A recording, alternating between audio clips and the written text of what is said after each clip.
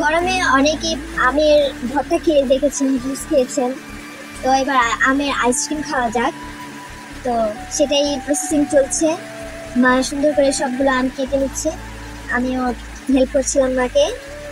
দুধ জাল দিচ্ছিলাম, সেই দুধে চিনি অ্যাড করা আছে, টক মিষ্টি মিলে একটা আইসক্রিম তৈরি করা হচ্ছে। আর আম মানুষের এত পছন্দের একটা মানে ফ্রুটস, ফল, যে এটা জুস করে খাবেন, ভর্তা করে খাবেন, আইসক্রিম করে খাবেন, যাই করে খান, মানে মজা মজা পাবেন। এর থেকে আনন্দের কিছু নেই। আর যদি হয় সেটা একদম ফরমালিন ছাড়া, একদম নিজের গাছের আম, তাহলে তার কোনো কথাই নেই। মানে এটাতে কোনো ভেজাল নেই, এটা তো নিঃসন্দেহে বলা যায়।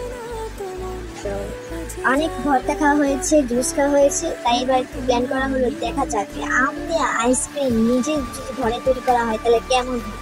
তো যাই হোক, কথা বলতে বলতে আমার আইসক্রিমও রেডি। আমি ফুল ভিডিও নিতে পারিনি আইসক্রিম বের করাটা, তবে এতটুকু আমার মনে হয়েছিল পরে নেওয়ার।